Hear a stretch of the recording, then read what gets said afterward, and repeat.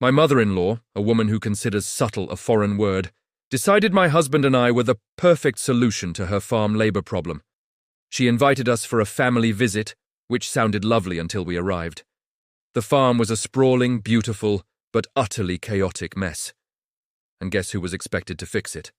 That's right, me.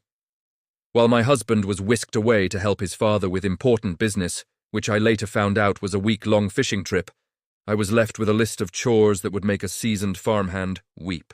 My mother-in-law gave me a sickly sweet smile, handed me the list and said, "We'll be back in a week, dear. Try to get this all done. It's good for you." Then, she and my father-in-law drove off, leaving me stranded. No car, spotty cell service, and a list of tasks that included mucking out stalls, repairing fences, and taming a vegetable garden that looked more like a jungle. They had taken our car keys for safekeeping. I was furious. They saw me not as family, but as free, unpaid labor. The first night I sat on the porch fuming. I called my husband, who was horrified. He had no idea this was their plan. He promised to cut his trip short, but it would still take him a few days to get back. That's when the anger started to curdle into a brilliant, beautiful idea. They wanted me to work on the farm. Oh, I would work on the farm, just not in the way they expected. The next morning I woke up with a new sense of purpose. I looked at the list. Muck out the old barn. Okay. Clear the overgrown north pasture. Got it. Sort the junk pile behind the shed. Perfect. I wasn't just going to clean, I was going to liquidate. The first thing I did was get online. That spotty service was just good enough. I found a local auctioneer who specialized in farm clearances and estate sales. His name was Bob, a cheerful man with a booming voice who was more than happy to come out and take a look.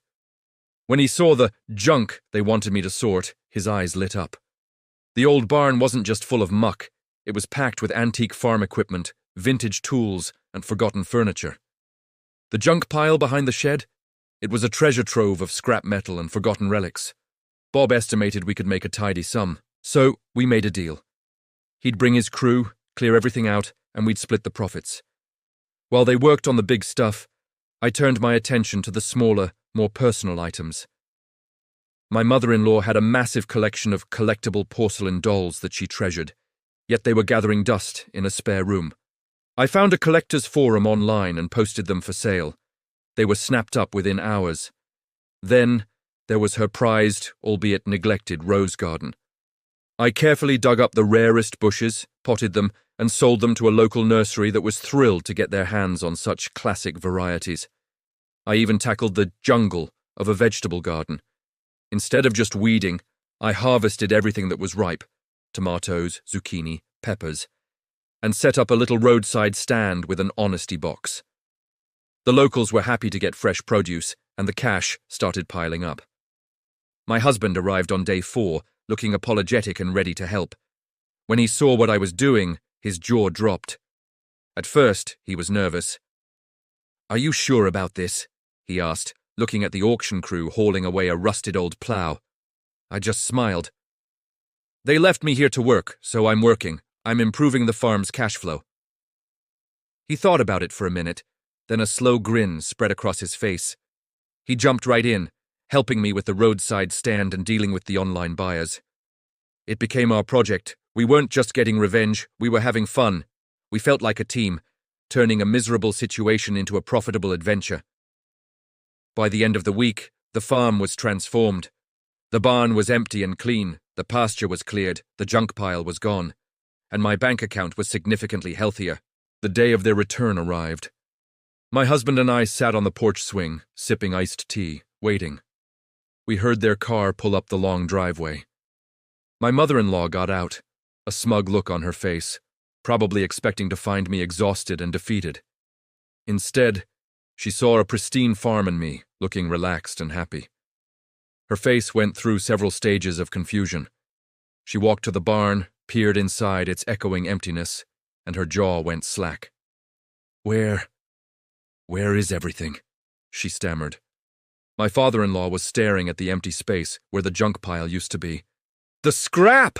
It's all gone!" he yelled. My mother-in-law whipped around to face me, her eyes blazing. "What did you do?" she shrieked. I stood up, holding a very official-looking ledger. I did exactly what you told me to, I said calmly. I cleaned up.